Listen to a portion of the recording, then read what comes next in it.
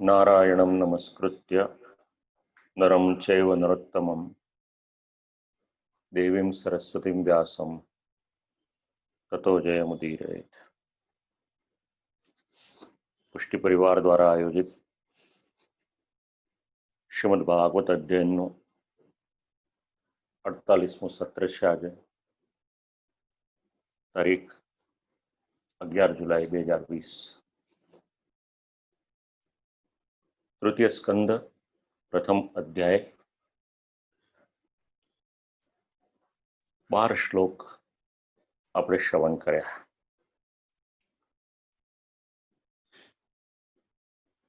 ધૃતરાષ્ટ્રએ વિદુરજીને બોલાવ્યા છે અને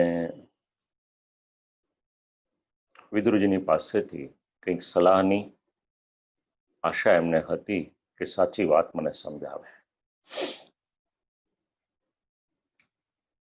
વિદુરજી જે હકીકત હતી એ હકીકત એમને કહે છે। સ એષ દોષઃ પુરુષદ્વિડાસ્તે ગૃહાન પ્રવિષ્ટો યમપત્યમત્યા પુષ્ણાસી કૃષ્ણાદ્વિમુખો ગતશ્રી તજાસુચૈનમ કુલકૌશલાય। આપ્તજન કોને કહેવાય?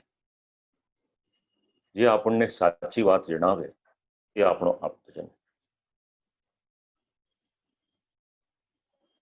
કેવળ આપણને સારું લાગે એના માટે સારું બોલે, એની કરતા કદાચ આપણને કડવું પણ લાગે પણ જે સાચી વાત જણાવે એ આપણો આપ્તજન। જેવી રીતે શ્રી રામચંદ્રજીને એમના મિત્રએ સાચી વાત જણાવી કે સીતાજીને માટે લોકાપવાદ છે। રામચંદ્રજી અપ્રસન્ન ન થયા, હકીકતની તપાસ કરી। સારા માણસનો સ્વભાવ હોય, જે કંઈક જાણવા મળે એની તપાસ કરે તો અહીંયા આગળ વિદુરજી જે સાચી વાત છે એ કહી રહ્યા છે કે રાજા, દ્રષ્ટિ તો ગઈ તમારી, પણ એનું કારણ પણ વિચારો। સ એષ દોષઃ, તમારા ઘરમાં એક દોષ રહેલો છે। આ બોલવાને માટે બહુ મોટી એક હિંમત જોઈએ અને વિદુરજીમાં એ હિંમત હતી। તો સ એષ દોષઃ યહ પુરુષમ દ્વેષ્ટિ સ દોષઃ અન્યથા તસ્યૈવ શરીરે તન્નિયમ્ય સ્વયં સ્થિતાઃ કથમ તમ દ્વેષ્ટિ। આ દોષ એ બીજો કોઈ નહીં પણ તમારા ઘરમાં રહેલો આ તમારો દીકરો એ જ તમારો દોષ છે। તો કયો દીકરો? એટલે કયો દુર્યોધન। જે દિવસે જન્મ્યો ત્યારે જ મેં આપને કહ્યું હતું,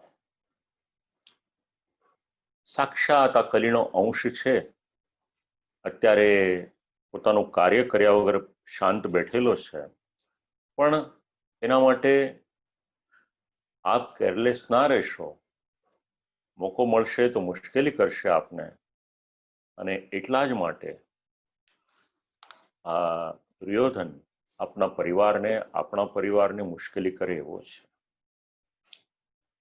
કૃષ્ણાત વિમુખો ગતશ્રી, અને શ્રી કૃષ્ણ ભગવાનની વિમુખ થયો। વિમુખ કઈ રીતે થયો?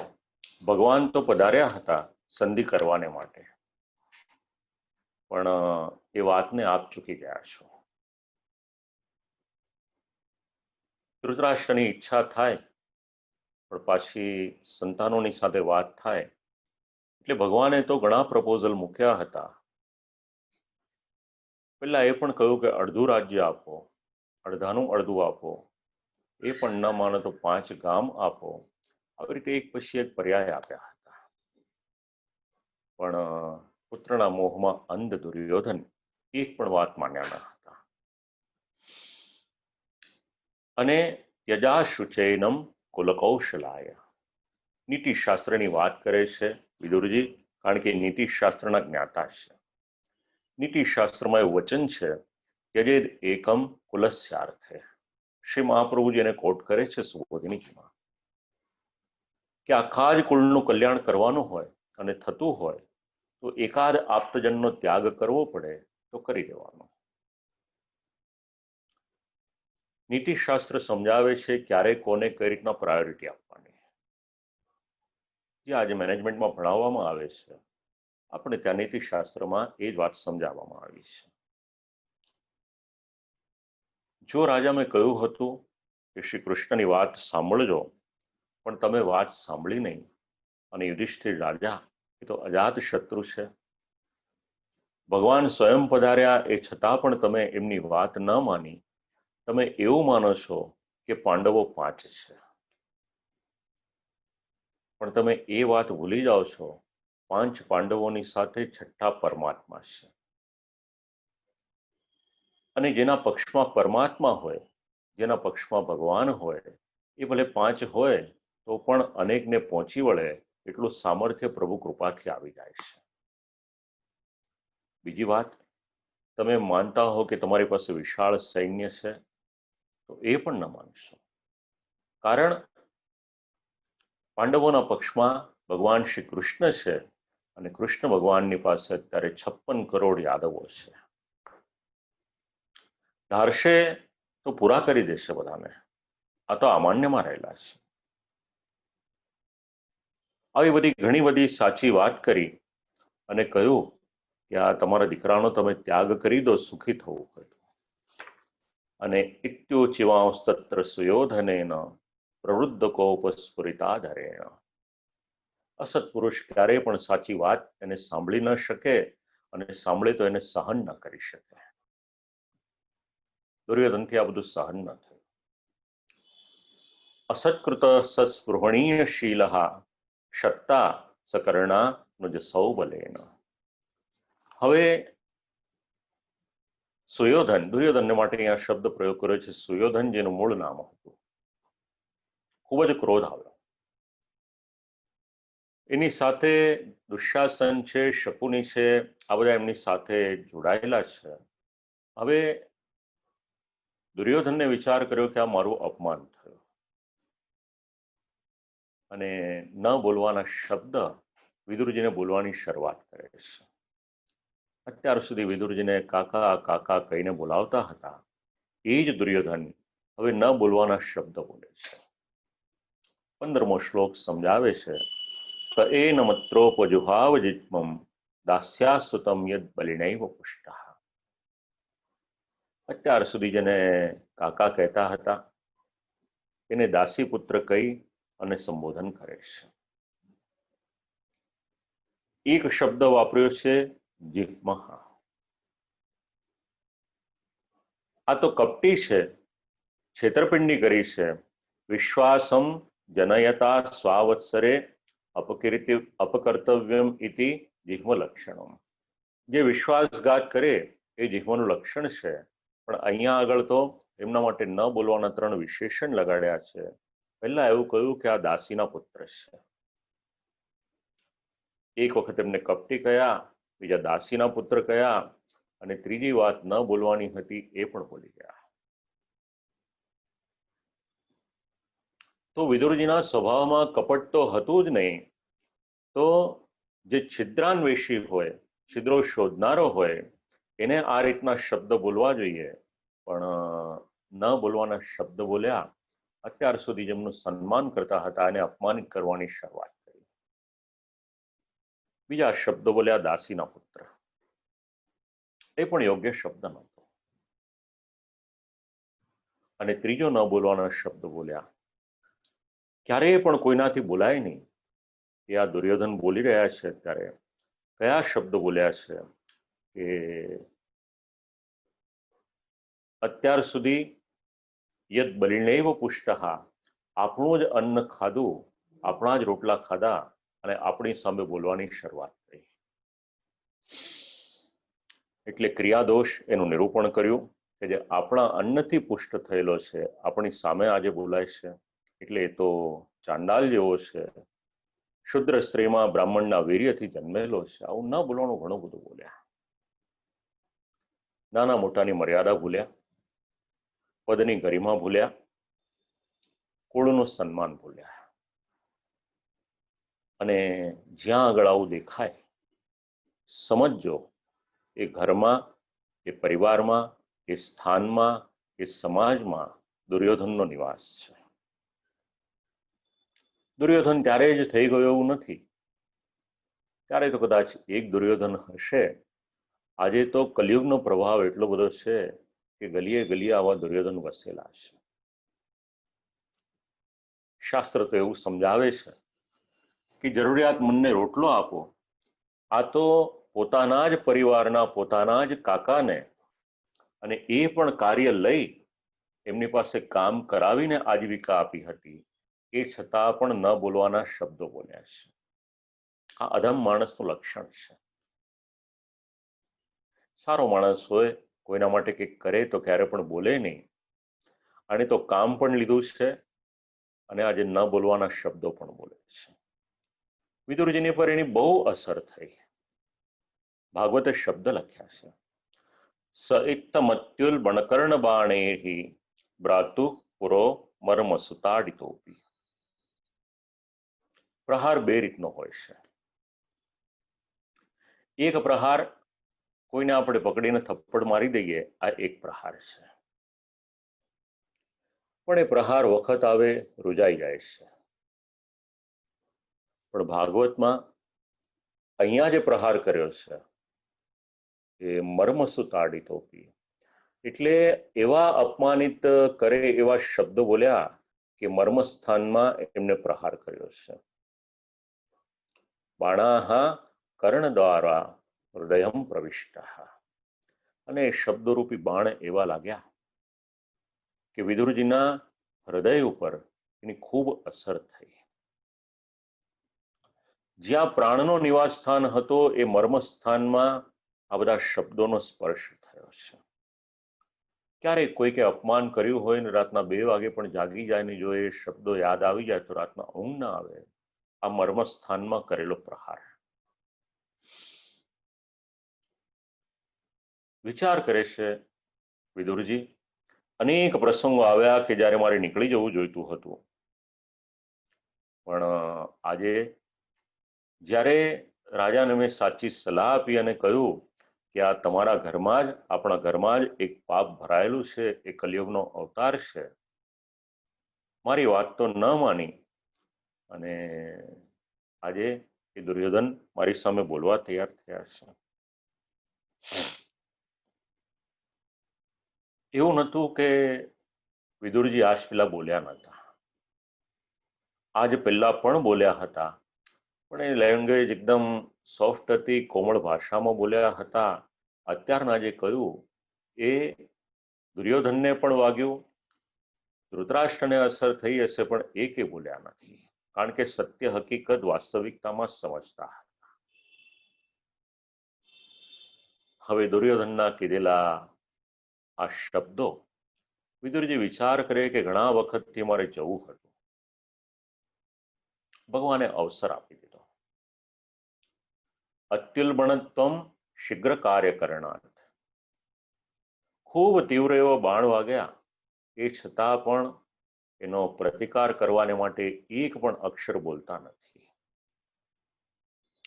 સ્વયં ધનુર્ધારી નિધાય માયામ. વિચાર કર્યો કે આટલા વર્ષો સુધી કામ કર્યું, ઘણું કામ કર્યું, બસ હવે ઘણું થયું, હવે નીકળી જવું અહીંયાથી. જીવનમાં શીખવા જેવું છે, ક્યાં અટકવાનું. અને જો એ નહીં શીખીએ તો પછી ક્યારેક એ મુશ્કેલી આવશે, કહી નહીં શકાય. ભગવાને જીવન આપ્યું છે, આપણો ઇતિહાસ ને આપણું ધર્મશાસ્ત્ર એવું સમજાવે છે કે એક સમય આવે એટલે અટકો, પોતાના ઉત્તરાધિકારી હોય એને સર્વસ્વ સોંપો અને આત્મકલ્યાણ કરો. વિચાર કરે છે વિદુરજી કે આજે ભગવાને મને અવસર આપ્યો, ચાલો ઘણું રહ્યો આ સ્થાનમાં, હવે આ સ્થાન છોડીને જતો રહું. ક્યારેક બહુ અપમાનિત થઈએ, ઇન્સલ્ટ થાય, ન બોલવાના શબ્દો લોકો બોલે, તો ભાગવતનું આ પાત્ર છે. બીજા પણ પાત્ર છે ભાગવતમાં જે સમજાવે છે. અને એટલા જ માટે શ્રીમદ ભાગવતનો સંબંધ તમારા અને મારા જીવનની સાથે છે. કારણ ઘણી બધી પરિસ્થિતિઓમાંથી આપણે પસાર થવું પડે છે. તો શ્રીમદ ભાગવત આપણને મેન્ટલી પ્રિપેર કરે છે કે આ પરિસ્થિતિમાં તમારી સાથે આવો વ્યવહાર થાય તો તમારે કઈ રીતના આગળનું કાર્ય કરવાનું, તમારું એક્શન કઈ રીતના હોવું જોઈએ. વિદુરજી સમજાવે છે કે ઘણો વખત આ બધું કર્યું, હવે નીકળું અહીંયાથી ભગવાનની પ્રસન્નતાને માટે ને આત્મકલ્યાણને માટે. કોઈએ કીધું નથી એમને કે તમે આ બધું છોડી દો. દુર્યોધને અપમાનિત કર્યા, એનો સ્વભાવ. એમણે ન બોલવાના શબ્દો બોલ્યા, એ પણ એનો સ્વભાવ. પણ પદ છોડવાને માટે નિર્ણય પોતે લઈ રહ્યા છે. સ્વયં ધનુર્ધારી નિધાય માયામ. દુર્યોધને તો કહ્યું કે નગરની બહાર નીકળી જાઓ, પણ એક વખત ધૃતરાષ્ટ્ર એવું કહી દે કે તમે રોકાઈ જાઓ, તો કદાચ રોકાઈ પણ જાત. પણ વિચાર કર્યો કે આજે મને અવસર મળી ગયો, દુર્યોધનના મોઢે બોલી ગયો છે, તો ચાલો આવો અવસર ક્યાં મળશે. એટલે સ્વયં ધનુર્ધારી નિધાય માયામ, પોતાનું જે ધનુષ્ય હતું એને મૂકી દીધું, અને માયાનું જે બંધન હતું, કતવ્યથા, એ બંધન દૂર થયું. હૃદયમાં જે પીડા હતી એ પીડા પણ નીકળી ગઈ. એક ક્ષણ જે મર્મ સ્થાનમાં બધા શબ્દો લાગ્યા હતા અને તરત જ ગતવ્યથા, દુઃખ રહિત થઈ ગયા. એ સ્થાનને છોડી દીધું છે. અને એ સ્થાનને છોડી અને ત્યાંથી નીકળી ગયા છે. હવે એ સ્થાનને છોડીને નીકળ્યા એટલે 4 શ્લોકથી એમના ભૂમિના દ્વારા સંસ્કારનું નિરૂપણ છે. બીજા 4 શ્લોક દ્વારા જલ દ્વારા સંસ્કારનું નિરૂપણ છે. પવિત્ર દેશોમાં પરિભ્રમણ કરે છે, એના દ્વારા અનેક પ્રમાણે ભૂમિ ઇત્યાદિના સંસ્કારની સમજણ શ્રી આચાર્ય ચરણ આપે છે. જલના સંસ્કારનો સંબંધ તો સરસ્વતી નદીના તટ પર પહોંચશે ત્યારે થશે, અને ભૂમિના સંસ્કારનો સંબંધ અલગ અલગ તીર્થ સ્થાનમાં પધારે છે ત્યાં આગળ થાય છે. સનિર્ગતા કૌરવ પુણ્યલબ્ધો. કોણ જઈ રહ્યું છે?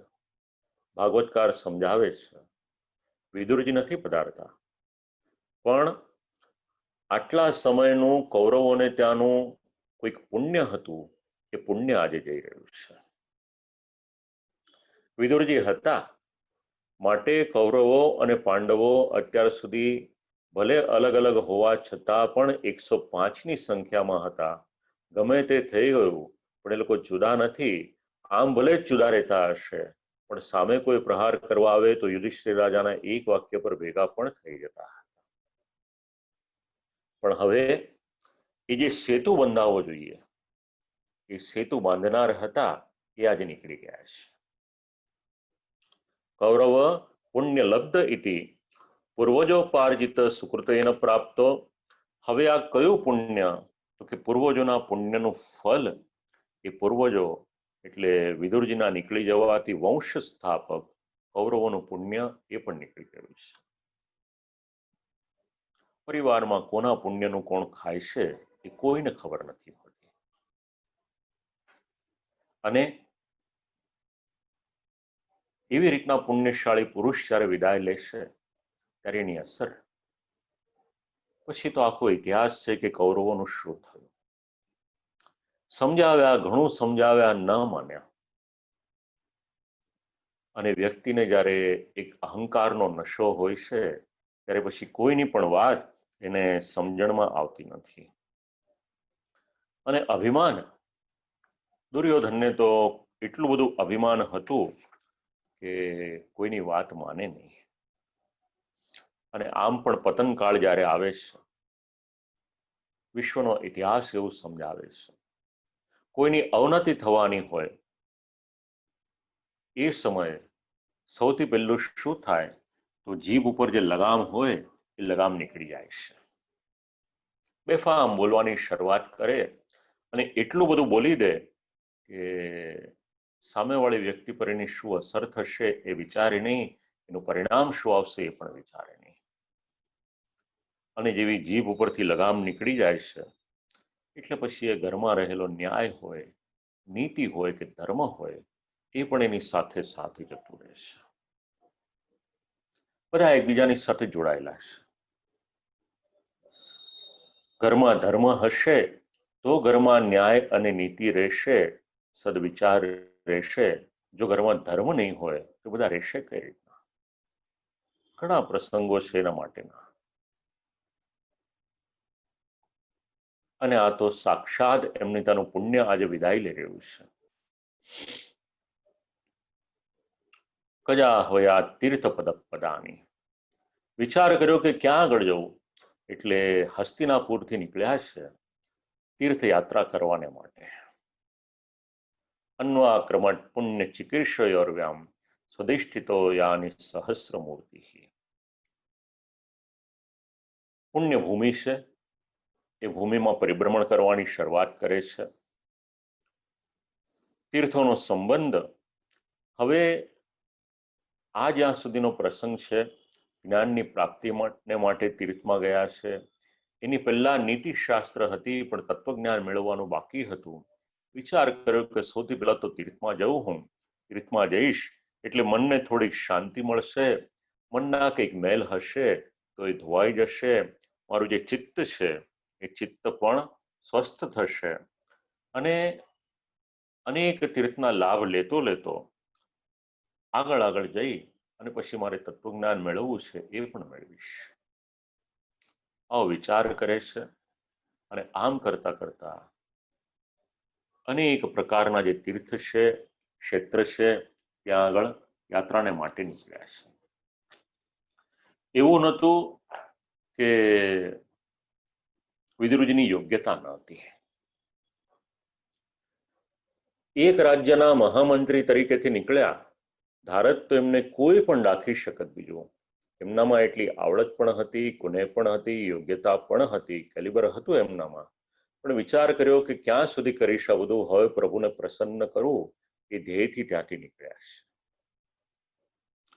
અને એકલા એકલા ભગવાનના શ્રીચરણથી અલંકૃત જે તીર્થો હતા એ તીર્થોમાં પવિત્ર ઉપવન, પર્વત, કુંજ, નદીઓ, તળાવો આ બધા અનેક સ્થાનમાં આવી રહ્યા છે.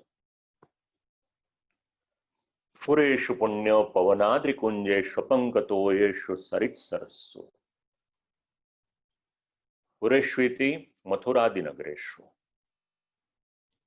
દિવ્ય ભૂમિ છે મથુરાની, ત્યાં આગળ પધાર્યા છે. કારણ એ ભગવાનનું સ્થાન છે, એ સ્થાનમાં ભગવાને ક્રીડા કરી છે. ગોકુલ નિકટ વૃંદાવનાની ઉપવનાની. વૃંદાવનનો પરિચય આપ્યો, કેવું છે તો કે ઉપવન છે. અદ્રી એટલે ગોવર્ધનાદિ. ગોવર્ધન શ્રી ગિરિરાજજી બાબા ત્યાં આગળના સ્થાનમાં પણ વિદુરજી આવ્યા છે. કુંજાની લતા ગૃહા. સુંદર મજાની કુંજ એટલે લતાઓથી બનાવેલા સુંદર મજાના સ્થાન હોય ત્યાં આગળ આવે છે. આ બધા સ્થાન પર શેને માટે? તો સ્થાન કેવા છે? શ્રી મહાપ્રભુજીએ પરિચય આપ્યો, ભક્તિ જનકાની. આ બધા તીર્થમાં જ્યારે જાય છે ત્યારે એમના ભાવોનું પોષણ થાય છે. એમના હૃદયમાં રહેલી જે ભક્તિ છે એ ભક્તિને પોષણ મળે છે. આ સિદ્ધાંતો છે શ્રીમદ ભાગવતના, સુબોધિનીજીના. અનેન પંચગુણા પૃથ્વી સંસ્કૃતે જ્ઞાપિતમ તત્ર પૃથ્વી દ્વિવિધા મૃત્યુપાષાણ ભેદેન. કેટલીક પૃથ્વી માટી સ્વરૂપ હતી તો કેટલીક પાષાણ પથ્થર સ્વરૂપે હતી. આ સ્થાનમાં આવ્યા છે. અને સાથે સાથે પાંચ તન્માત્રા, શબ્દ, સ્પર્શ, રૂપ, રસ અને ગંધ, એની સાથેના સંબંધિત એવા પાંચ સ્થાન. ઉપવનમાં જાય છે ત્યારે ગંધ, સુંદર મજાની સુગંધ, એમનો આનંદ લે છે. કુંજમાં જાય છે, સુંદર મજાની કુંજ સિદ્ધ કરેલી હોય ત્યાં આગળ સ્પર્શને માણે છે. જ્યારે જલના ધરાઓ વગેરેની પાસે જાય છે ત્યારે સુંદર મજાનો એનો રસ હોય એની અનુભૂતિ થાય છે. અને કુંજોમાં શબ્દનો, જલમાં રસનો, ધરાઓમાં સ્પર્શનો, એ રીતે એક એક કરી અને સંસ્કારનું નિરૂપણ કરે છે. આ બધે જ જાય છે. ત્યાં આગળ એક ધ્યાન રાખ્યું છે, કંઈ પણ બોલતા નથી કોઈની સાથે, મૌન વ્રત ધારણ કર્યું છે અને મૌન વ્રતના દ્વારા શબ્દનો સંસ્કાર પણ થયેલો છે. આપણું શાસ્ત્ર મૌનને માટે ઘણું જ મહાત્મ્ય સમજાવે છે. ભગવાનને માટેની વાણી હોય એની વાત અલગ છે, પણ બાકી જીવનમાં મૌન હોવું પણ જરૂરી છે, કારણ મૌનમાં પણ એક સામર્થ્ય, એક દિવ્ય શક્તિ રહેલી છે. અને એટલા જ માટે ઋષિમુનિઓ સેંકડો હજારો વર્ષ સુધી મૌન રાખી અને તપસ્યા કરતા હતા. અને પછી જ્યારે એમના એક એક અક્ષર નીકળતા હતા તો એક એક અક્ષરની કે એક એક શબ્દની પણ કિંમત હતી. કેટલું બોલીએ આપણે એની કરતાં કેવું બોલીએ છે એ વધારે મહત્વનું છે. 1 કલાક બોલીએ ને એક જ વાક્ય કામનું નીકળે એની કરતાં એક જ વાક્ય કામનું બોલીએ એ વધારે સારું છે. હવે તીર્થયાત્રા કરવાને માટે ગયા છે અને એ સમયે 7 પ્રકારના અલગ અલગ વ્રત એનું પાલન કરે છે. તીર્થયાત્રા કરવા માટે જઈએ આપણે ત્યારે કેટલાક વ્રતનું પાલન કરવું જરૂરી હોય છે. શ્રીમદ ભાગવતનો 3જા સ્કંદનો 1લા અધ્યાયનો 19મો શ્લોક ઘણી કથાઓમાં લગભગ આ શ્લોક સમજાવતો હોય છે. ગામ પર્યટન મેં જે વિવિક્ત વૃત્તિ સદા પ્લુતો દશયનો વધૂતઃ અલક્ષિતસ્વૈરવધૂત લિંગો વ્રતાની ચેરે હરિતોષણાની. કઈ રીતે ફરતા હતા એટલે કહ્યું કે હવે આ 7 પ્રકારની ધાતુના સંસ્કાર એક એક આચરણ દ્વારા સમજાવે છે. વ્રતાની અંતઃકરણ સંસ્કારકાણી. વ્રત શેને માટે કરવાનું? ઘરના સંતાનો ક્યારેક પૂછે તો શ્રી આચાર્યચરણના વચન કામ લાગે એવા છે. અંતઃકરણની શુદ્ધિ કરવાને માટે વ્રત કરવાનું છે. કયા વ્રત કરવા જોઈએ તો આગળના 1-2 પ્રસંગોમાં સમજાવેલા છે કે પુષ્ટિ માર્ગમાં હોઈએ તો કયા વ્રત કરવાના, પણ અંતઃકરણની શુદ્ધિને માટે વ્રત છે. હવે અન્વેષણાર્થમ પ્રથમમ પર્યટનમ. એકાંતમાં નિવાસ, આ પહેલી વાત છે. જલમાં સ્નાન, આ બીજી વાત છે. ભૂમિ પર શયન, આ ત્રીજી વાત છે. અવધૂત વેશ, આ ચોથી વાત છે. કોઈ પણ જાણી ન શકે એ રીતે રહે, આ 5મી વાત છે. કૃત્રિમ વેશ ધારણ કરી દે, આ 6ઠ્ઠી વાત છે. અને ભગવાન પ્રસન્ન થાય એવા વ્રત કરે, આ 7 પ્રકારનું એમનું આચરણ તીર્થયાત્રા દરમિયાન હતું. તો સ્નાન પણ કરે છે ને ભૂમિ પર શયન પણ કરે છે. તો તીર્થયાત્રાના નિયમમાં જે તીર્થમાં જાય છે ત્યાં આગળ સ્નાન કરે છે. તીર્થનું પૂજન કરે, સંકલ્પપૂર્વક ત્યાં આગળ સ્નાન કરે. સાથે સાથે ભૂમિ પર શયન કરે છે. અને તીર્થનો એક નિયમ એવો છે, અભ્યંગ એટલે તેલ વગેરે લગાવવું, એનો પણ એમણે ત્યાગ કર્યો છે. એકાદશી વગેરેના ઉપવાસ કરે છે. પ્રાણી માત્રની ઉપર દયા રાખે છે. અને જે પણ મળ્યું યદૃચ્છ લાભ સંતુષ્ટ, જે સમયે જ્યાં આગળ ગયા અને પોતાના આહારને માટે, પોતાને રહેવાને માટે, પોતાના આચાર વિચાર જળવાય એ પ્રમાણે જે મળ્યું એ પ્રમાણે તીર્થયાત્રા કરે છે. એટલે શક્ય હોય ને યાત્રા કરવાને માટે જઈએ અને કદાચ આપણું ન પણ જળવાય ત્યારે આ શ્રીમદ ભાગવતનો શ્લોક વાંચી લઈએ તો આપણને કંઈક એમાંથી ચલાવવાને માટેની પ્રેરણા મળી રહે. જીવનમાં સંતોષ રાખ્યો છે, ઇન્દ્રિયોની પર સંયમ રાખ્યો છે. આમ કરતા કરતા અનેક સ્થાનમાં જાય છે. ઇત્થમ વ્રજન ભારતમેવ વર્ષમ કાલેન યાવત ગતવાન પ્રભાસમ. આમ કરતા કરતા પ્રભાસમાં આવ્યા છે અને એ સમય યુધિષ્ઠિર રાજાનું રાજ્ય ચાલતું. ભારતમેવ વર્ષમ યાવત પ્રભાસમ તાવત શબ્દેન ઉચ્યતે.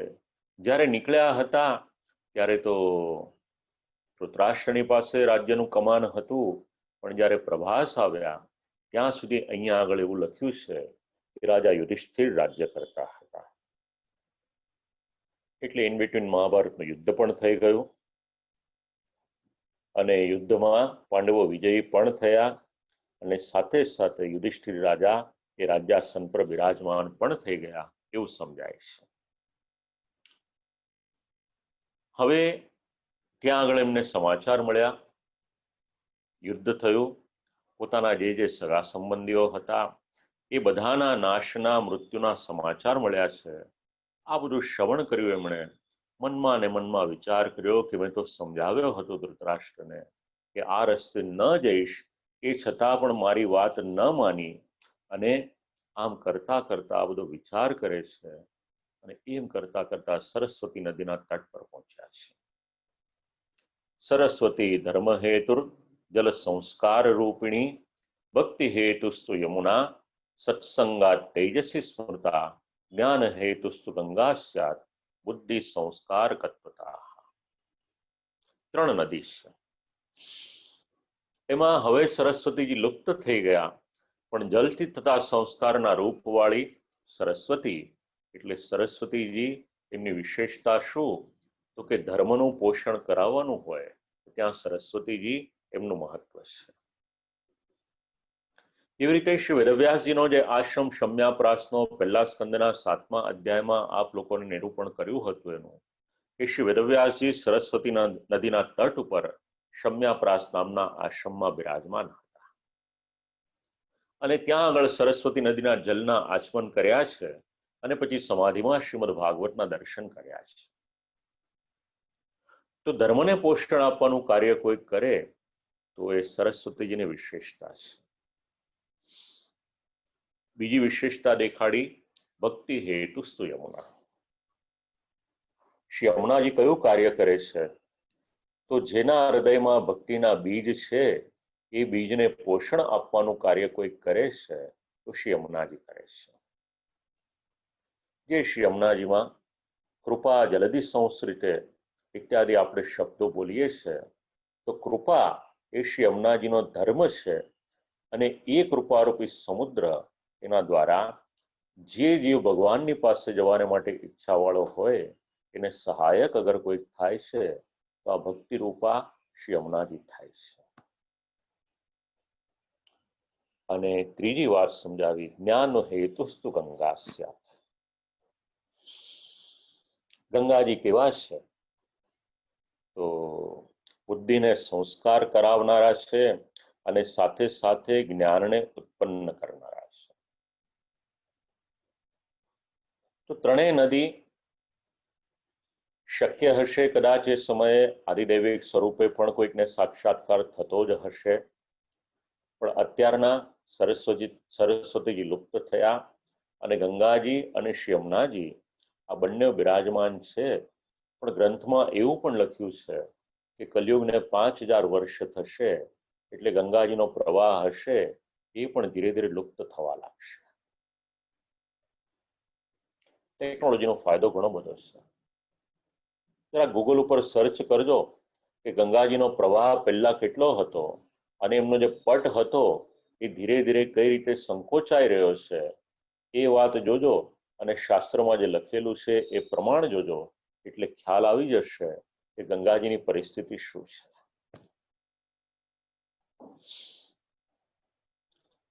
જ્ઞાન પ્રદાત્રી, જ્ઞાનના હેતુભૂત શ્રી ગંગાજી છે અને જ્ઞાનને માટે જરૂર પડે બુદ્ધિની, જ્ઞાનને માટે જરૂર પડે સંસ્કારની. બુદ્ધિ સંસ્કારવાળી હશે તો શોભશે, કેવળ બુદ્ધિ હશે તો શોભશે નહીં. કુસંસ્કારી બુદ્ધિ હોય તો એને શું કરવાની? નહીતર તો પછી ભીષ્મ પિતામહે સર્વપ્રથમ પોતાની મતિ પોતાની બુદ્ધિ પ્રભુના શ્રી ચરણોમાં સમર્પિત ન કરી હોય. દુર્બુદ્ધિ હશે તો એ અવળે માર્ગે લઈ જશે, અને સારી બુદ્ધિ હશે, જ્ઞાનના અલંકારથી શોભાયમાન હશે, આત્મકલ્યાણ તો કરશે જ કરશે, પણ વિશ્વ કલ્યાણ કરવાને માટે પણ પ્રવૃત્તિ કરાવશે. બે રીતે વિચારી શકાય આ વાતને. વિશ્વમાં જેમણે જેમણે અર્વાચીન શોધો કરી, બધી દુનિયાના લોકોનું જીવન એનાથી સરળ બનાવ્યું. એક બધી ભૌતિક શોધો છે અને બીજી જ્ઞાનને લગતી શોધો છે કે જેના દ્વારા વ્યક્તિનું જીવન એ વધારે પ્રભુમય બનતું જાય છે. તો ભારત વર્ષની નદી એ પણ કોઈક ને કોઈક પ્રકારના સંસ્કાર તમને ને મને આપનારી છે. આપણે જઈએ તો છીએ શ્રી ગંગાજીના તટ ઉપર અને શ્રી યમુનાજીના તટ ઉપર, પણ સાથે સાથે આવું કોઈક સ્વરૂપનું અનુસંધાન હશે. શ્રી યમુના શકમ આપણને ખ્યાલ છે, ગંગા લહરી ખ્યાલ છે, પણ સાથે સાથે આવી એકાદ કારિકા પણ ખ્યાલ હશે તો જોવાને માટેનો દ્રષ્ટિકોણ આપણો વિશેષ રીતે બદલાઈ જશે. આમ એક એક સ્થાનમાં જાય છે, તીર્થમાં જાય છે, સ્નાન કરે છે, અને આમ કરતા કરતા 22મા શ્લોકમાં 11 તીર્થોના નામ આપ્યા છે.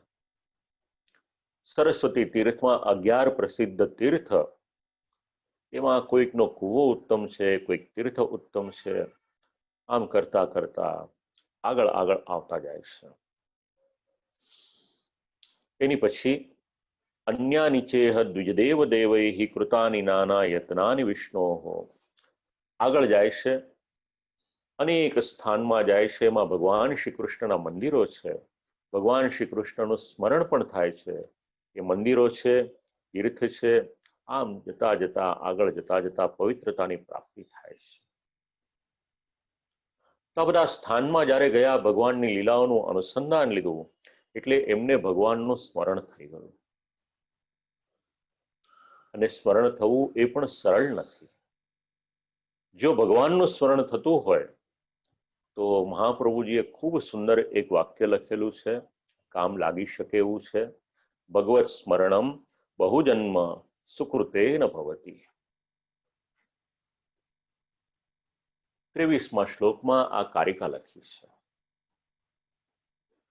જો ભગવાનનું સ્મરણ થાય તો સમજો કે ઘણા જન્મોનો આપણા પુણ્યનો ઉદય થયો છે. એ ઉદયને કારણે આપણને ભગવાનનું સ્મરણ થાય છે. કરોડો લોકો હશે એવા દુનિયામાં કે દિવસમાં એક વખત ભગવાનને યાદ પણ નહીં કરતા હોય. ભાગવતના શ્લોકો જ્યારે શ્રી મહાપ્રભુજી સમજાવે છે, આપણને તો ખાલી ભાષાંતર વાંચીએ તો આપણને ખ્યાલ પણ ના આવે, પણ ભગવત સ્મરણમ બહુજન્મ સુકૃતેન ભવતી. આ તો સુબુધિનીજીની એટલી સુંદર એક આ બધા વીણેલા મોતી કહી શકીએ એવા સુંદર બધા વાક્યો છે. ઘણા જન્મોનું પુણ્ય એના કારણે એમને સ્મરણ થવા લાગ્યું. આમ કરતા કરતા તતસ્વતી વ્રજ સુરાષ્ટ્ર મૃદ્દમ, સૌરાષ્ટ્ર, મત્સ્યદેશ, કુરુજાંગલ, આ બધા દેશોમાં થઈ અને શ્રી યમુનાજીના તટ ઉપર આવી ગયા છે. ભાગવતમાં સૌરાષ્ટ્રનો ઉલ્લેખ એક અહીંયા મળે છે, એક પ્રથમ સ્કંદમાં મળે છે, અને એક 12મા સ્કંદમાં મળે છે. આ ભૂમિ એવી છે કે જે ભૂમિ ઉપર ભગવાનની કૃપા થઈ છે. ભગવાને જ્યારે નિવાસ કરવાનો વિચાર કર્યો, આપણને 3 સ્થાન મળે છે. એમાં સૌથી પહેલા તો પ્રાકટ્ય થયું છે મથુરામાં, પણ પ્રાકટ્ય સમયે પ્રભુ ત્યાં આગળ બિરાજમાન રહ્યા નથી. તરત જ પધાર્યા છે વ્રજમાં, ગોકુલમાં આવીને નિવાસ કર્યો છે. પછી તો વૃંદાવન વગેરે સ્થાનમાં પણ નિવાસ કર્યો. ત્યાંથી પધાર્યા છે મથુરા, થોડોક સમય ત્યાં આગળ બિરાજમાન રહ્યા, અને કાલ યવન, જરાસંધ આ બધાનું આક્રમણ થયું, અને ભગવાને વિચાર કર્યો કે હવે ક્યાં જવું. એટલે પછી ભગવાનનો મન પ્રસન્ન થયું, અને એ પ્રસન્નતાને કારણે દ્વારિકા નગરીનું નિર્માણ થયું છે. અને જે ભૂમિને ભગવાને સ્વીકારી હોય એ ભૂમિમાં કંઈક વિશેષત્વ હોય છે.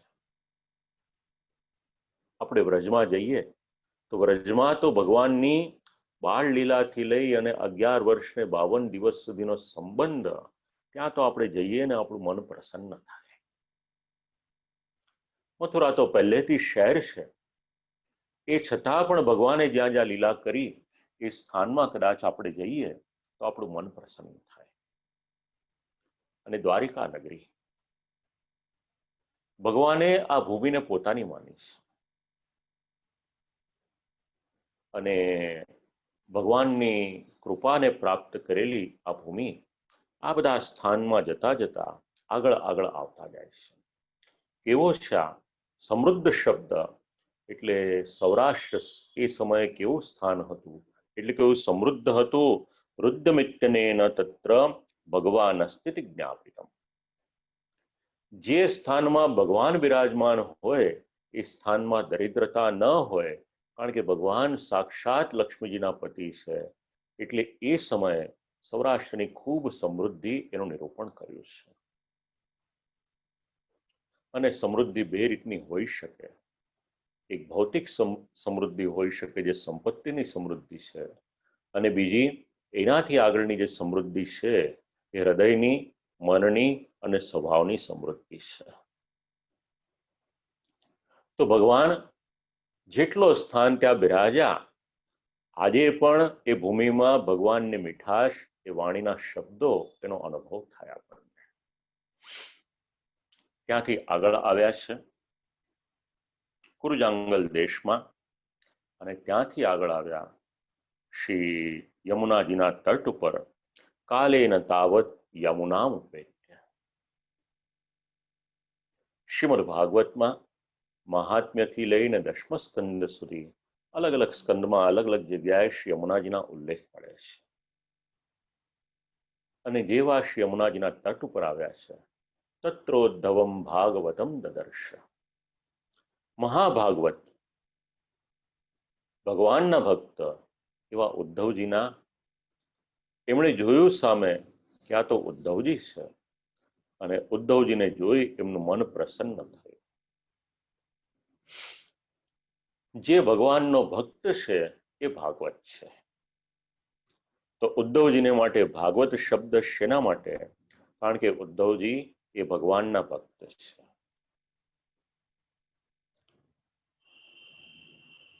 દૂરથી જોયા ઉદ્ધવજીને, હવે ઉદ્ધવજીને જોયા છે, બંને એકબીજાને પરસ્પર જોયેલા છે.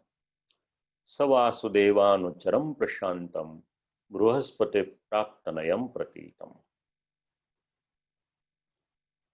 ઉદ્ધવજીનો પરિચય શ્રીમદ ભાગવતના 10મ સ્કંદમાં આપ્યો છે. અને ત્યાં આગળ જે નિરૂપણ કર્યું છે એનું અનુસંધાન લઈ શકાય. કેવા છે? તો બૃહસ્પતિજીની પાસેથી નીતિશાસ્ત્રનું અધ્યયન કરેલું છે. ભગવાનના એટલે વાસુદેવના સેવક છે, શાંત છે. કારણ કે ભગવાનની પાસેથી જ્ઞાન મેળવીને આવ્યા હતા. બૃહસ્પતિજીના શિષ્ય તો હતા જ. જેવી રીતે આજે કોઈ ઓક્સફોર્ડમાં ગ્રેજ્યુએટ થયું હોય તો એની એક વિશેષ પદવી હોય, એનું વિશેષ એક સ્થાન હોય, એની ગરિમા હોય, એવી જ રીતે એ સમયે બૃહસ્પતિજીનું પણ એટલું જ નામ હતું, એટલું જ્ઞાન હતું.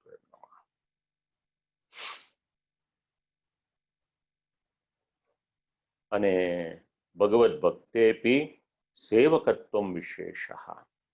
ભગવાનના ભક્ત તો હતા જ, પણ ઉદ્ધવજી એ ભગવાનના અંતરંગ સેવક હતા, એમની વિશેષતા હતી. દરેક ભક્ત હોય પણ એ ભગવાનના અંતરંગ અથવા તો ભગવાનના સેવક નિકટ જઈ શકે કે કેમ, એ પ્રશ્ન છે. પણ અહીંયા આગળ તો ભગવાને જેમને પોતાના માન્યા હતા, પોતાના મિત્રમાં, એવી રીતના અંગત એમના સેવક હતા. અને એટલે તો ઉદ્ધવજીને સંદેશો આપીને મોકલ્યા હતા ને વ્રજમાં. વાસુદેવ સેવકત્વાત મોક્ષોપયોગિત્વમ તદ્દર્શનસ્ય. ભગવાનના સેવક હોય એમનામાં સામર્થ્ય કેટલું? તો ભગવાનના દર્શન કરે તો જેવી રીતે મોક્ષની પ્રાપ્તિ થાય, અહીંયા આગળ શ્રી આચાર્ય ચરણ સમજાવે છે તદ્દર્શનસ્ય. આપણે ત્યાં કોઈ ભગવાનના સેવક આવે, ભગવાનના ભક્ત આવે, તો આપણે ત્યાંની ખૂબ ગરિમા છે. શેના માટે? આવા બધા વાક્યો આપણા ધર્મગ્રંથોમાં લખેલા છે એના માટે. અને ઘરની શોભા શેનાથી છે? ગમે એટલું મોંઘું આપણે આપણા ઘરમાં બધું વસાવીએ એનાથી ઘરની શોભા છે? તો પછી રાવણની પાસે સોનાની લંકા હતી જ ને. પણ ઘરની શોભા કોની વધી? જ્યાં આગળ શ્રી રામચંદ્રજી પધાર્યા, ભલે એ પર્ણકુટી હોય અથવા તો પછી આશ્રમ હોય, તો શબરીનું સ્થાન હોય એની શોભા વધી. ભલે કોઈ સાધન ન હતા, પણ આજે આટલા વર્ષો પછી પણ લોકો એમને યાદ કરે છે. તમારે ને મારા ઘરની શોભા શેનાથી છે? આપણા ઘરમાં શ્રી ઠાકોરજી બિરાજે એ આપણી શોભા છે. અને આપણા ઘરમાં શ્રી ઠાકોરજી જેનાથી પ્રસન્ન થાય એવા કોઈ ઠાકોરજીના સેવક આવે એનાથી આપણા ઘરની શોભા છે. અને અહીંયા તો એનાથી પણ આગળ કહ્યું, તદ્દર્શનસ્ય, એટલે એમના દર્શનને કારણે મોક્ષ પણ પ્રાપ્ત થઈ જાય, આવી એક ગરિમા હતી એમની. અનેન સંભાષણીયત્વમ સૂચિતમ. ભગવાનના બે સેવક મળ્યા છે. બૃહસ્પતે સકાશાત પ્રાપ્તો નયમ નીતિશાસ્ત્રમ યેન. હવે બૃહસ્પતિજીની પાસેથી શાસ્ત્રનો અભ્યાસ કર્યો છે. બે ભગવાનના સેવક મળ્યા છે. ભગવદીયાનામ કુશલમ વિવિધમ સામાન્ય વિશેષ રૂપેણ. જે ભગવદીયો છે એ ભગવદીયોની પ્રસન્નતા શેમાં હોય? ભગવાન દ્વારા એમનું પોષણ થાય, એમના હૃદયની પ્રસન્નતા છે. અને ભગવાનના ચરિત્રોમાં એમનું મન લાગેલું હોય, આ એમનો એક સહજ સ્વભાવ છે. ક્વચિત પુરાણો પુરુષમ સ્નાભ્ય પાદ્માન વૃત્તેહ કિલાવતીર્ણો આસાત ઉર્વ્યા કુશલમ વિદાય કૃતક્ષણો કુશલમ શૂરગે. હવે બે ભગવદીય મળ્યા છે. અને ભગવદીય જ્યારે અરસપરસ મળ્યા છે ત્યારે એમનો વ્યવહાર કેવો છે? તો આલિંગ્ય ગાઢમ પ્રણયેન ભદ્રમ. સૌથી પહેલા તો મનની પ્રસન્નતા એટલી બધી થઈ કે બંનેએ એકબીજાને આલિંગન આપ્યું છે. અને એ પણ ઔપચારિક રીતે નહીં, પ્રણયેન ગાઢમ. ખૂબ હૃદયના ઉત્સાહથી આલિંગન આપ્યું છે, ગાઢ આલિંગન આપ્યું છે. ભગવાનનો ભક્ત મળે એનાથી હૃદયની પ્રસન્નતા થઈ, અને હૃદયની પ્રસન્નતાને કારણે આ એકબીજાને આશ્લેષમાં લે છે, આલિંગન આપે છે. પ્રણયેન, પ્રેમથી. કેવળ કરવા પૂરતી આ ક્રિયા ન હતી, પણ એમાં હૃદયનો પ્રેમ જોડાયેલો હતો. હવે એકબીજાને મળ્યા છે એટલે વિદુરજી પ્રશ્ન પૂછવાની શરૂઆત કરે છે. ક્વચિત કુરુણામ પરમસ્વરન્નો ભામસ્સ આસ્તે સુખમંગ શૌરિ. ઉદ્ધવજી, હવે 27મા શ્લોકથી આમ તો બધાને માટે પ્રશ્ન પૂછે છે, અલ્ટિમેટલી ભગવાનની કુશળતાની સાથે ઘણું બધું જોડાયેલું છે. વસુદેવજીની પ્રસન્નતા પૂછી કે અમારા બનેવી પ્રસિદ્ધ વસુદેવજી એ સુખી તો છે ને. પ્રથમમ વસુદેવ કુશલ પ્રશ્ને હેતુ કુરુણામ સુરત નો ભામશ્ચ ભામસ્તુ ભગિનીપતિ. લૌકિક વ્યવહારમાં પણ આપણે સામાન્ય રીતે એવું કહેતા હોય કે ભાઈ જમાઈને સંભાળવા જોઈએ. અહીંયા આગળ પણ ભામહા બેનના પતિ એમના માટેના સર્વપ્રથમ સમાચાર પૂછ્યા છે કે આનંદમાં તો બિરાજમાન છે કે નહીં. અને યાદવોના સમાચારમાં સર્વથી ઉત્તમ પ્રદ્યુમ્ન એમના માટેના પ્રશ્ન પૂછ્યા 28મા શ્લોકમાં કે પ્રદ્યુમ્નજી બિરાજમાન છે બરાબર કે નહીં, એમનું બધું કેમ છે? તો સૃષ્ટિના કારણરૂપ કામદેવનું સ્વરૂપ એ આ પ્રદ્યુમ્નજીનું સ્વરૂપ છે. રૂકમિણીજીએ ભગવાનને પ્રાર્થના કરી હતી ભગવાનની સાથે વિવાહને માટે, અને પછી પ્રદ્યુમ્નજીનું પ્રાકટ્ય થયું હતું. પૂર્વજન્મ તો એમનો કામદેવ સ્વરૂપનો એ તો પુરાણોમાં પ્રસિદ્ધ છે કે ભગવાનની સાથે યુદ્ધ કરવાને માટે આવે છે કામદેવ સ્વરૂપે, ભગવાનને પરાજિત કરવાને માટે આવે છે, અને એની સાથે રાસલીલાનો આખો પ્રસંગ છે. એ કામદેવ અત્યારે પ્રદ્યુમ્ન સ્વરૂપે આવ્યા હોય છે. એની પછી રાજા ઉગ્રસેન એમના માટેના પ્રશ્ન પૂછ્યા, સાંબને માટેના પ્રશ્ન પૂછ્યા. તો સાંબ એટલે કોણ? તો જાંબવાન, એમના કન્યા જાંબવતી, એમને ત્યાં જે દીકરો જન્મ્યો એ સાંબ હતો. એમના માટેના સમાચાર પૂછ્યા કે અનેક વ્રતો કર્યા હતા જાંબવતીએ, અને એમને ત્યાં આમનો જન્મ થયો હતો, એમની કુશળતા છે કે નહીં. પછી યુધાનની કુશળતા છે, અર્જુનના શિષ્ય સાત્યકી. એની પછી સફલ્કના પુત્ર એટલે અક્રૂરજીની કુશળતા પૂછી. તો અક્રૂરજીનો પરિચય આપ્યો કે અક્રૂરજી કેવા છે? સફલ્ક પુત્રો ભગવત પ્રપન્ન. 32મા શ્લોકમાં શબ્દ આપ્યા છે. શ્રી મહાપ્રભુજી સમજાવે છે, અત એવ બુધાહ અનમેવ નિરોગા. કેવા છે અક્રૂરજી? તો અક્રૂરજી ડાયા છે. તો ડાયો કોને કહેવાય? બહુ બુદ્ધિ હોય એને ડાયો કહેવાય. આ શ્લોક સમજાવે છે ભગવત પ્રપન્ન, જે ભગવાનની શરણાગતિ સ્વીકારે છે, જે ભગવાનનો આશ્રય સ્વીકારે છે, એના જીવનમાં ડાયા જેવું બીજું કોઈ નથી. આનું નામ હોશિયારી છે, આનું નામ ડાયાપણું છે. અનમીવહા, નિરોગી. ઉપયોગી શબ્દ છે અત્યારના સમયને માટે કે અનમીવો નિરોગઃ, કૃષ્ણની સેવા કરે છે, નિરોગી તો છે કે નહીં અક્રૂરજી? આજે આખી દુનિયામાં જરૂરિયાત કોઈકને હોય કંઈક તો એ સ્વસ્થતાની જરૂરિયાત છે. એના સંબંધી પ્રશ્ન પૂછ્યા છે. આપણું શાસ્ત્ર તો સમજાવે છે કે જ્યાં સુધી આપણે જીવીએ ત્યાં સુધી તંદુરસ્ત રહીએ. આવા વેદના ઘણા બધા વચનો મળે છે. આપણી કઈ કઈ ઇન્દ્રિયો સતેજ રહેવી જોઈએ, આવું ઘણું નિરૂપણ આપણો વેદ સમજાવે છે. એની પછી યજ્ઞનો વિસ્તાર કરનાર દેવક ભોજની પુત્રી. ભોજ એ વંશનું નામ. હવે દેવોની માતા દેવકીજી. તત્પશ્ચાત અનિરુદ્ધજીના કુશલ મંગલ પૂછ્યા. સાત્વતામ એટલે વૈષ્ણવોની સર્વ કામના પૂર્ણ કરનાર અનિરુદ્ધજી છે. એની પછી પ્રદ્યુમ્નના ભાઈ ગદ ઇત્યાદિના કુશલ મંગલ પૂછ્યા. આમ કરતા કરતા એક એકના કુશલ મંગલ એ પૂછતા જાય છે. અને ભીમદેવ સંબંધી પ્રશ્ન પૂછે છે 37મા શ્લોકમાં કે ભીમસેન આનંદમાં બિરાજે છે કે નહીં.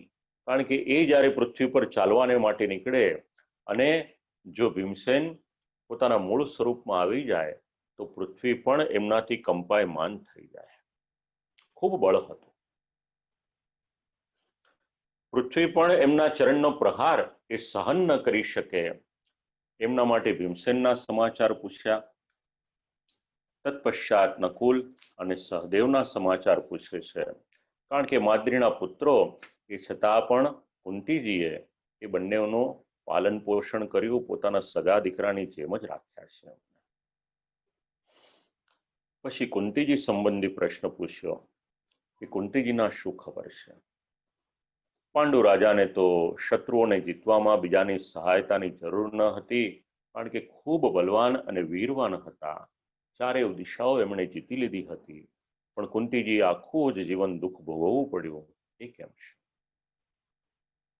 અને આમ કરતા કરતા ધૃતરાષ્ટ્ર સંબંધી વાત આવી કે ધૃતરાષ્ટ્ર કેમ છે? મરેલા ભાઈનો એણે દ્રોહ કર્યો. આખું જ જીવન પુત્રોની વાત એમણે માની હતી. તો એમના શું સમાચાર છે? અધપતનનું કારણ એ પણ વિચાર્યું ત્યાં આગળ. આમ એક એક જણના સમાચાર એ પૂછે છે. 3 મદને લીધે અવળા રસ્તે એ લોકો ગયા હતા અને વિદ્યા, ધન અને ઊંચું કુળ આ ત્રણનો મદ થયો હતો. 43મા શ્લોકમાં એક કારિકા છે, ત્રિમદોત્પથાનામ. આ શબ્દો ઉપર શ્રી આચાર્યચરણ સમજાવે છે, ત્રિમદા વિદ્યા ધનાભિજનાખ્યા વિદ્યામદો ધનમદ તથૈવાભિજનો મદાહ. આ જ કારિકાનું અનુસંધાન આપ લોકોને જાણવું હોય તો 10મ સ્કંદમાં પણ આપ્યું છે. વ્યક્તિના જીવનમાં 3 પ્રકારના અભિમાન આવે છે. જ્યારે એ બહુ જ્ઞાની થઈ જાય છે ત્યારે જ્ઞાનનું એક અભિમાન હોય છે. એ ભૂલી જાય છે કે જ્ઞાન એ તો ભગવત પ્રાપ્તિને માટેનું એક સાધન છે. આ વાત ભૂલી અને જ્ઞાનનું એને અભિમાન થાય છે. તો જ્ઞાનના અભિમાનની સ્મૃતિ લીધી છે અહીંયા આગળ. કારણ ભગવાનનો જેણે જેણે અપરાધ કર્યો એમાં કૌરવોના અપરાધ એનું અહીંયા આગળ ઉલ્લેખ કર્યો છે. તો જ્ઞાનનું અભિમાન થઈ શકે. બીજું ધનમદાહા, ધનનું અભિમાન એ તો વિશ્વ વિખ્યાત વાત છે, એના નિરૂપણની જરૂર નથી. અને તથૈવ અભિજનો મદાહા, સારા કુળમાં જન્મ થયો હોય તો એનું પણ એક અભિમાન હોય છે. આ 3 પ્રકારના અભિમાનનો ઉલ્લેખ કર્યો છે. દેહ સંબંધી ચર્ચા કરી અને આમ કરતા કરતા કહ્યું કે આપણે ભેગા થયા છીએ, બીજી બધી વાત નહીં, કેવળ અને કેવળ ભગવાનને માટેના વચન હોય, ભગવાનની વાત હોય તો કૃપા કરીને આપ મને જણાવો. વિદુરજીને આ બધા પ્રશ્ન ઉદ્ધવજીની પાસે પૂછી રહ્યા છે. હવે જવાબ આપવાને માટે એમને પ્રેરણા થઈ અને એ સમયે વિદુરજીએ આટલું બધું પૂછ્યું, આટલા બધાના સમાચાર પૂછ્યા અને ઉદ્ધવજી એ પ્રશ્નોના જે જવાબ આપે છે એની પહેલા એમની જે માનસિક પરિસ્થિતિ છે એનું નિરૂપણ કરવામાં આવ્યું છે. એ નિરૂપણ 3જા સ્કંદના 2જા અધ્યાયમાં છે. તો એને આપણે આની પછીના સત્રમાં જ્યારે મંગળવારે ભેગા થઈશું ત્યારે આપણે એનો રસાસ્વાદ લઈશું. આદિત્યભાઈએ એક સૂચના આપી છે, જેમણે ષોડશ એટેન્ડ કર્યા હશે એમને તો ખ્યાલ હશે. ધીરે ધીરે કરી અને ઝૂમમાંથી થોડુંક યુટ્યુબ પર સ્વિચ ઓવર કરવું છે. એટલા માટે આદિત્યભાઈએ એક સંદેશ આપ્યો છે કે શક્ય હોય તો આપ સર્વે જે યુટ્યુબની ચેનલ છે, આદિત્યભાઈએ લિંક મોકલાવેલી છે, એ લિંક આપ લોકો જોઈ લેજો અને શક્ય હોય તેને સબસ્ક્રાઇબ કરી લેજો. કારણ હજી થોડાક દિવસ વાંધો નહીં આવે, પણ પછી અત્યારના જે ઝૂમનું આપણું રાખ્યું છે એનો બેઝ થોડો વધારે છે. ધીરે ધીરે કરી અને પછી આદિત્યભાઈનું વિચારવું છે કે હવે આપણે આમાંથી સ્વિચ ઓવર કરીએ. તો આ ચેનલ તો અવશ્ય આપ સબસ્ક્રાઇબ કરી લેજો, એટલે આગળના પણ જે વક્તવ્ય હોય, આગળનો પણ આપણો જે કાર્યક્રમ હોય અને અત્યાર સુધીના પણ જે વક્તવ્ય છે એ બધા વક્તવ્ય એની પર અપલોડ કરેલા છે. ઘણા વૈષ્ણવો જે આ સમયમાં નથી પહોંચી શકતા એની પર પણ શ્રવણ કરી લેશે. એટલે આ એક સંદેશ છે આપ લોકોને. શક્ય હોય એટલું જલ્દી આપ લોકો એક ચેનલ સબસ્ક્રાઇબ કરી લેજો અને બાકી આપણે હવે પાછા મંગળવારે મળીશું. એટલે 2જા અધ્યાયમાં 2 ભગવદીઓનો સંવાદ જે થઈ રહ્યો છે. વિદુરજીએ પ્રશ્ન પૂછ્યા છે, ઉદ્ધવજી જવાબ આપશે. 2જો ને 3જો અધ્યાય. 4થા અધ્યાયમાં પછી ત્યાંથી પધારશે અને મૈત્રેય મુનિના આશ્રમ તરફ જાય છે. 5મો અધ્યાયથી લઈ અને પછી તો જ્ઞાનની ચર્ચા 5મો 6ઠ્ઠો અધ્યાય એ બધું આપણે શ્રવણ કરીશું. શ્રી ઠાકોરજીની કૃપાથી જે પ્રમાણે શ્રી આચાર્યચરણ પ્રેરણા કરશે, શ્રી વેદવ્યાસજી અને શ્રી સુખદેવજીની વાણી છે, પ્રભુની વાણી છે, એનો રસાસ્વાદ આપણે લઈશું. આજની જે વાણી છે શ્રી ઠાકોરજીની કૃપાથી જે સંપન્ન થઈ એ વાણીને અહીંયા આગળ જ આપણે વિરામ આપી અને આપ સર્વને ભગવત સ્મરણ એવં આશીર્વાદ કહી આ વાણીને પ્રભુના શ્રી ચરણોમાં સમર્પિત કરું છું. અસ્તુ.